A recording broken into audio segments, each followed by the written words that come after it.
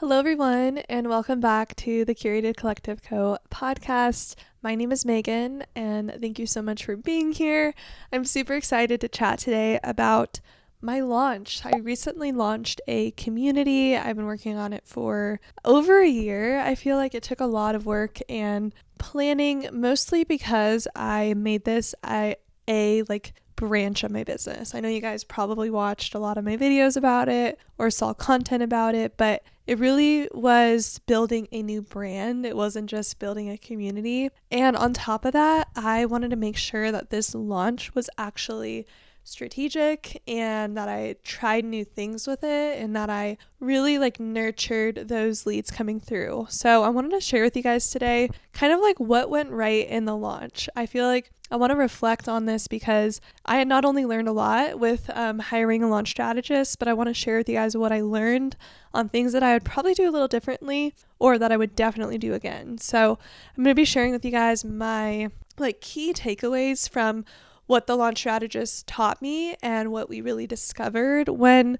kind of figuring out the roadmap to take with my idea and turning it into a product and actually turning it into something that people would want to purchase. So I learned so much, and I know I can carry this with me throughout all of my future launches. But I wanted to share with you guys what my key takeaways were. So if you have not been to my page before, or maybe you never saw me talk about Curated Collective Co. and the launch of everything, then I want to give a little recap real quick on what that looked like and what the last few weeks have been. So about 2 weeks ago, I launched the community, which is hosted on Patreon, which I'm going to give a little plug right now since I'm talking about it. If you want to join the community, you can at any time. It's always available to join. You can do monthly or yearly, just to kind of see what it's about. But I post new tutorials in there every single week. And I also have chat rooms where I'm talking and getting to know a lot of amazing designers. So if you want to be part of that, I'd love for you to be. But I launched that 2 weeks ago. And when launching that, I really wanted to make sure that I had enough time in my schedule and that I'm in a really good place in my business where I can manage it and, deliver and make it really packed with value. So not only was there planning had to be done with cutting back on some of my clients and just slowing down a little bit so that I can pour into this new part of my business. I'm at a point now where I have been posting a lot more education, so I don't get as many inquiries as I was in the past when I was posting all about brand designs and website designs, but I still have new inquiries coming through, which is amazing. But I have to be kind of strategic with that and not say yes to everything. And, just kind of be strategic with it is what I'm trying to say. Because if I do take on too much and if I do not plan ahead, then I noticed last week I ended up getting a cold. And I think that was simply because I did not have my routine set. I had put a lot of pressure on myself to make sure that when the community was launched, that every single morning I would go in there and chat away and, make sure the tutorials are getting all uploaded and also making sure all questions are answered, which I was doing and I'm still doing that. And I plan to do that for the future. But I had that on top of YouTube collaborations, on top of clients, and it was proof to me in front of my eyes that I can't do it all. So I do have to be more strategic. So that's been a little bit tricky. And if I could change things, I would probably make the launch even longer. I think I set the ideal launch date, and when I set my mind to something, I don't like to change it. I like to just work towards it and make it happen. But I did set that date and it ended up working out perfectly. I think everything went really, really well. And I'm going to share with you guys actual numbers of my goal to how many people actually joined and all of that. But it all went really well. I just kind of feel like if I had an extra 2 weeks, I probably would have been able to close out a lot of things so that I didn't have some overlap there. So that's the only thing I really kind of wish I did a little bit differently. But like I said, for the most part, everything went so well. And I think that's a lot of the reason that happened and why it did go well is because I did outsource a few things to help me make this an amazing launch and this branch of my business that can grow and grow and grow. So I had hired a launch strategist and I also hired my copywriter to help me with the website. So those are the two things that I outsourced and really happy that I did. Okay, sorry, I had to get up and move something real quick because my cat was about to come and knock things down, but I fixed it. So I really wanted to talk with you guys about the launch strategy and the most important things that I had prepared before even talking to launch strategists and what she taught me to work on to make a launch successful. So first things first is I had an idea. I had an idea of what I wanted to sell, and I saw not only just an idea, but I saw a gap in the area of sharing about WordPress and sharing about video editing and sharing about more unique tutorials that not a lot of other designers were doing. So that's how the idea sparked for me, was seeing a gap in where I can teach about unique things. So I saw that gap, and I also had this idea, but I did not know if I wanted to continue using Megan Weeks Design Co. or Curated Collective Co. I did not know how to make them flow together. I still kind of struggle with that, but after lots of thought, that's when I brought in the launch strategist. But started with an idea, started with knowing and getting those kind of requests coming through about questions and just knowing that this would actually serve people in a way that could help them. So I did see that as an opportunity. Okay, so now that I had the idea and I also knew the launch strategist I wanted to work with, I spoke to over 4 launch strategists. I didn't even know that was really a thing, to be honest, but I spoke to 4 of them and I really loved Elise. I loved her process with it, the strategy behind it, and I just felt like she really understood my goal. So I ended up going with her, but when I went with Elise, she told me that before we even begin the launch strategy, that it's super important to get information from your audience. I felt like I already knew my audience pretty well because of YouTube, because of Instagram, just because I communicate with you guys in the DMs, and I just felt like I knew you already.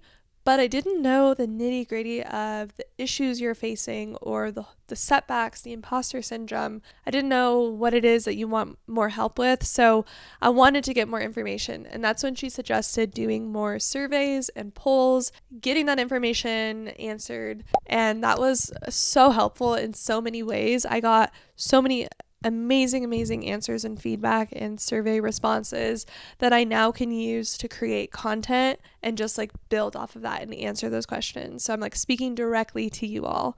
So what we did was I created some polls on Instagram, question boxes to get some information, and I also created a survey, which I want to thank you all. You guys took the time to fill that out. I think I had over 30 responses to that, which was awesome because that survey went into detail about what it is that you want to learn more about, what it is you're lacking, what it is that's holding you back, all those questions. So got a lot of great information, but that's my number one tip, is to get some survey questions answered, or just to really start conversations with your audience to get more information on what it is that they've tried and that's not working, and how you can kind of show up and give that unique selling point of like, this is how I'm going to be different. So important in anything, whether you want to work with clients, whether you want to work with students, or you want to sell to customers, whatever it is, having information about what their problem is or what they're struggling with is the most important thing. So that was an amazing thing that I did. Like I said, I can use that now for content, for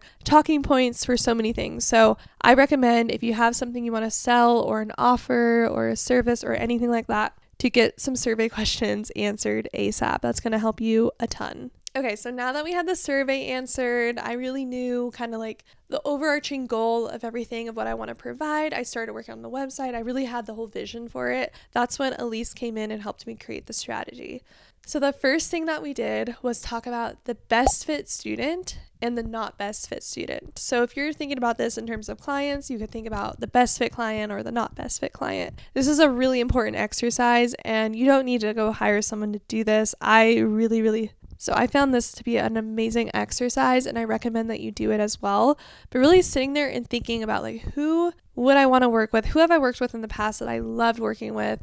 Who would I want to help? Like whatever it is that you're trying to sell or launch, think about your ideal project or person or student. Think about that, write it down, draw it out, whatever you have to do. Just really imagine and think about that perfect fit student, down to, maybe their age or where they're at in their business or their style, whatever it is, just think about that ideal fit person. I know for me, when I did this exercise, my ideal fit person and student was someone that is proactive and wants to learn and that, doesn't give up easily, but also someone that is maybe newer, but also someone that is experienced. So it can be kind of broad and all over the place, but kind of nailing down the ideal person and avatar of your business will help you now come up with a plan. So coming up with the best fit student and then also the not best fit student. So for clients, you could think about maybe someone who you did have a great experience with, even if it wasn't the client themselves, but maybe you just didn't love the designs you guys worked on. So think about maybe who you don't want to work with. And I think it's really good to have boundaries in your offers and your services, because if you say yes to everything, it will lead to burnout and you will start to feel like you don't have an expert voice in a certain area. So I feel like once you start to kind of target that perfect student or client or person or industry, you can show up in that way more easy than if you have a very broad range of things that you can offer. So just think about who wouldn't be the best fit and draw it out, write it out. You can do that while you're listening to this. Go write it out on a notebook or type it out, whatever it is. I think that this is the most helpful exercise because it'll open the doors for lots of the next prompts that I'm going to give you. Okay, so this is a question that you should ask in those initial surveys or question boxes on Instagram. And that is, what is the tipping point where they have tried everything and they're like, nothing is working, I need to hire someone? Figure out what that tipping point is. Like, where are they at to lead them to the decision to outsource, or what leads them to the decision to take action to make a change in their business or in their life or in their passion, whatever it is. Figure out that tipping point, and you can figure that out by asking them. Like I said, you can do a question box. You can ask what made you decide to outsource or hire a web designer, or and just kind of ask questions about that. Or for me, student wise, I knew that asking what other options they've tried already. Have they gone to YouTube? Have they tried courses? What is the tipping point of leading them to feel like they need more additional support and help? So ask those questions, get some information on that tipping point, that edge, because you can use that now in your sales page and your marketing and the voice that you're using, and you can really speak to that and let them know that you understand that tipping point as well. Okay, now the next one is very important for the sales page. I'm kind of jumping around. The launch roadmap that Elise gave me was super packed with great information, but I'm kind of just pulling the items that I would refer to the most when it came to the launch. And the next prompt was, why is my offer better than all the other ones that they've tried? So for me, it was a little bit easy because I knew that YouTube and courses and all of that is also really great, and they probably learned a lot from that. But having a chat room and literally having your phone to ask questions to someone on the spot is so valuable. And I feel lucky because I was my ideal target audience. I was in that position where I know how valuable it is to have someone to reach out to when you have questions, whether that's a client thing coming up or, just a question on how to actually do the process. I didn't really have that. I had people that I would DM sometimes, but oftentimes I would feel really nervous to DM because I know that it takes a lot of years of experience and expertise to know how to handle those situations. And I don't know why, but I would feel really nervous to ask people about it. So I wanted to create a place where people feel so comfortable, where they know that there's no judgment, where we all are going through different situations. We all might be newer. There's some experienced people that can answer those questions. So I created a space where it's very comfortable to ask questions. And I think that is one of my favorite parts about the community so far, is I'm seeing a lot of people coming in and being like, how do I handle this client situation? How do I work with friends? All that type of stuff. So I've been loving that. And I really am excited and pride myself on the fact that I was able to create a safe place for everyone to talk about the realities of a business. So figure out your unique selling point. What is so unique about your offer that is going to speak to those tipping points and those pain points that your ideal clients are experiencing take that and also take your ideal client and your ideal person you want to work with and form some sales language around that, form some content around that, speak to those problems and speak to those solutions, and don't be afraid to share it. That's something that really helped me with this launch, and it was awesome. Okay, now the next part is also really important. I think that this is part of the sales language, and not even that, just part of the, way you're going to speak to your potential clients, because I know I mentioned this so many times, you guys, but a lot of clients are not going to say yes right away. Some of them might, and that's amazing. I love when that happens, but there might be situations where a client is talking to more than one designer, or they might be kind of weighing out the investment and seeing if it's worth it and all that. So making sure that you know that and that you're following up with them while, touching on these points and sharing these different pain points on your website to help sell the service or offer that you have without feeling like a, salesy person. Like, you can do this in a very elegant way of just touching on those points that your clients are experiencing. So I know on my website I have a section that says does any of this sound familiar? I touch on the pain points that I feel my clients are most likely experiencing, because if they feel like they can trust you, that you know what they're going through, they're probably more likely going to work with you and book you. So it's very important. So now it's important to take all that and maybe a little bit lower on the sales page or your service page or a piece of content, talk about what's going to happen if they don't take action and they miss out on this opportunity. So I had done this through my email marketing plan. I had an email going out, I think twice a week or every week. And I would touch on those points of if you don't do this, you're going to miss out on this. And it's kind of like that FOMO feeling, but it works really well in marketing and sales, and everyone's audience is so unique. So I feel like some audiences don't love that. Some audiences don't really like the clickbait thing. You have to figure out your audience and what works the best for you and them. But I do feel like if you can use that FOMO idea of you're going to miss out on this, don't miss out on this, I want the best for you, then that can really work for a lot of people. And then the next important part of the launch roadmap that I received with my launch strategist was the benefits of joining.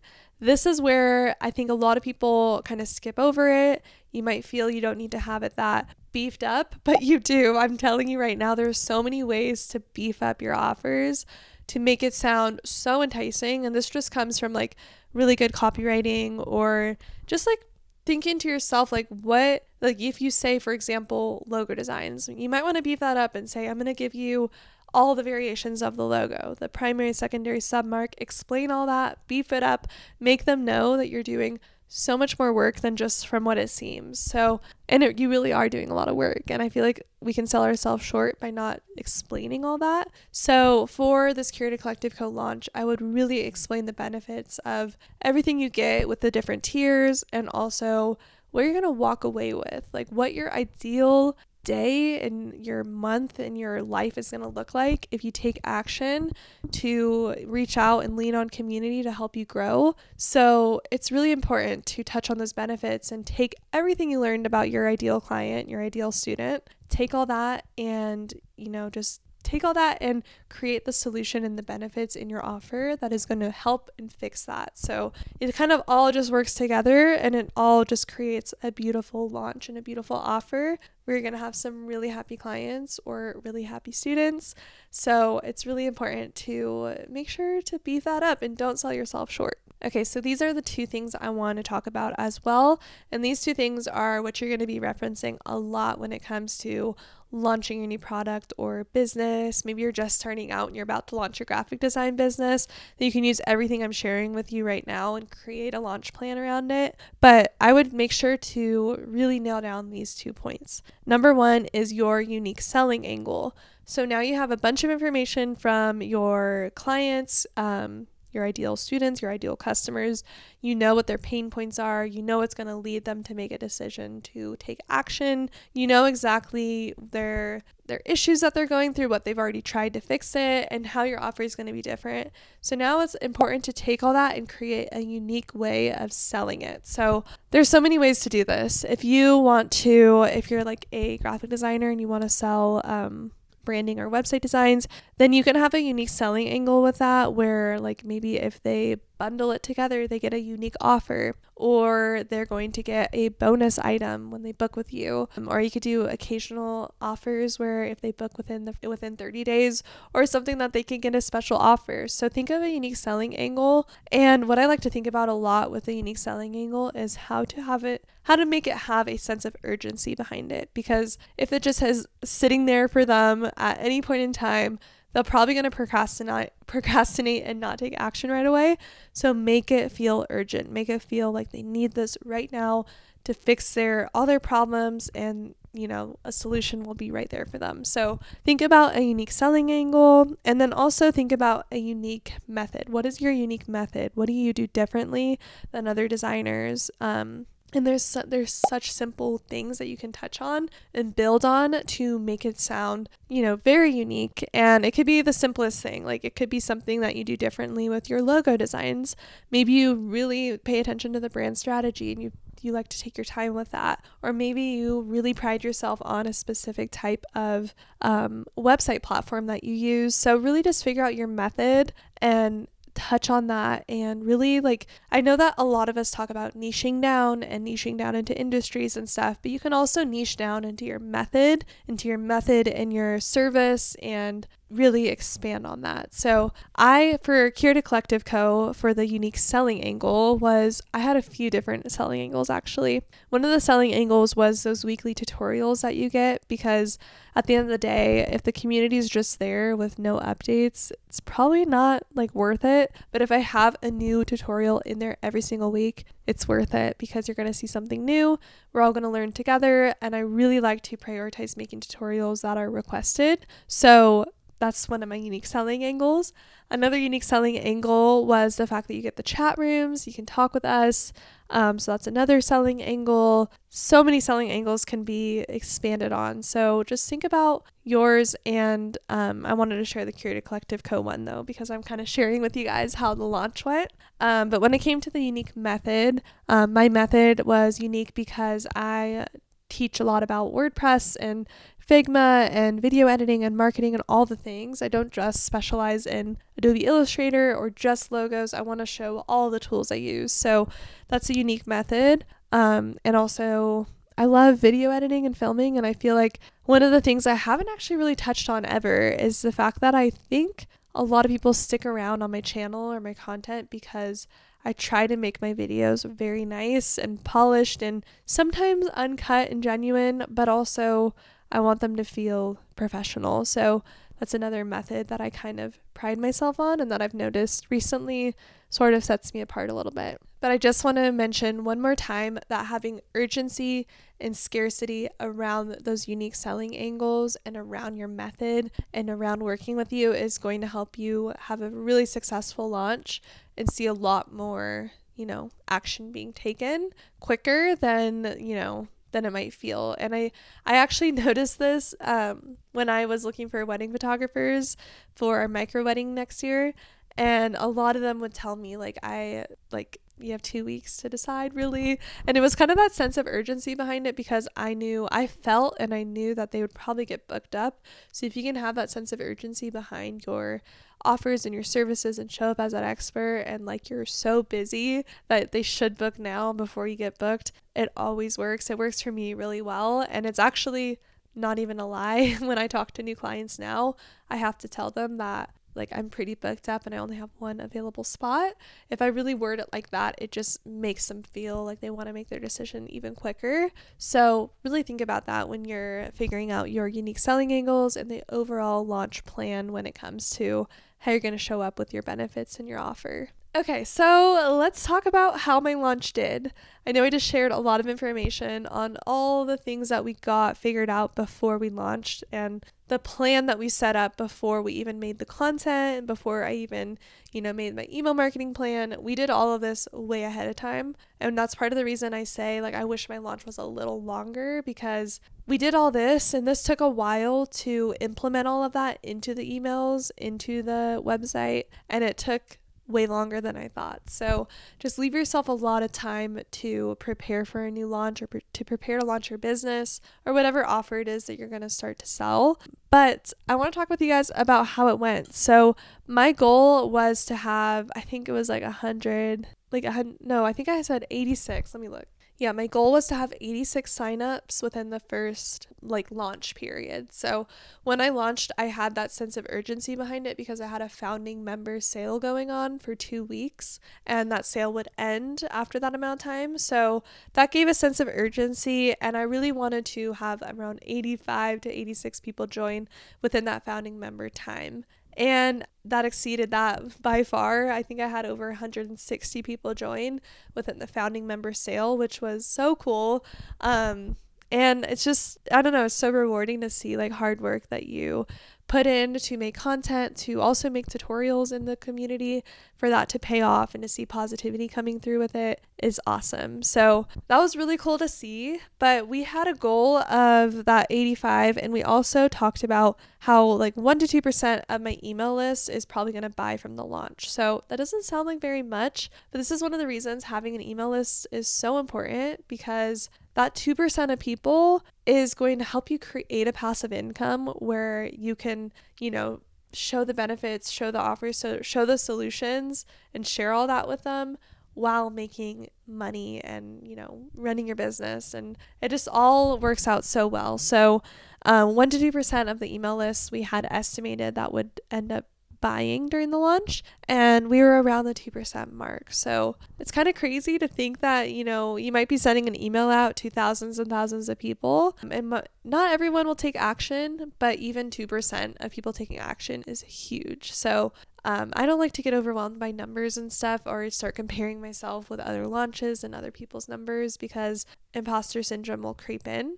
But I knew that having that written out goal and exceeding it was enough for me to be super excited and super proud about everything that I built. So I wanted to share with you guys those honest numbers, and but I do feel it was around a 50-50 percentage of people who joined tier 1 and tier 2, and I really try to make it really clear that tier 2 gets you access to the chat rooms. And I feel like that's one area as well that I probably could have done a little bit better in my launch, is I feel like I've gotten some questions coming through as to where to ask questions or how to talk. But that is tier 2, and that is the highest tier where we can really communicate and talk, because I do dedicate now a lot of time during my day to be on there and make sure I'm answering questions, asking questions, and just keeping the community engaged. So yeah, if you want to join, I'd love for you guys to join. But I really just wanted to share with you guys the honest truth behind how my launch went. And I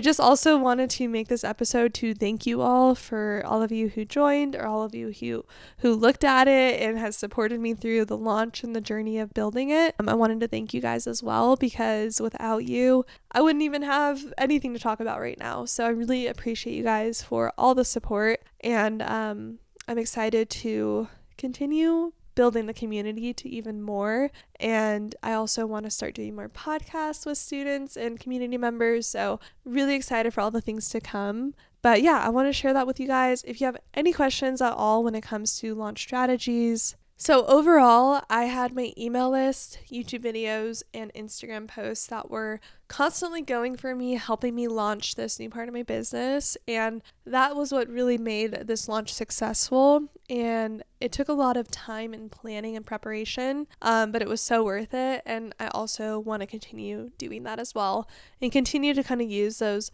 things I learned from my launch roadmap and the launch strategy to create content around it and speak to those problems and the solutions that I can offer. Yeah, I wanted to share this with you guys because I know that we all have something new that we probably want to launch or sell, or maybe you just want to rework your offers and relaunch it. Then I really hope that this episode was helpful to you. If it was, I would love it so much if you liked the episode, or I think on Spotify you can leave a review, or go subscribe to my YouTube channel. That would mean the world to me. But I hope you guys are doing wonderful, and if you want to see what the community is all about, I have it always linked down below. I'd love to see you inside. But thank you guys so much for always being here, and I will talk to you in my next video, in my next episode.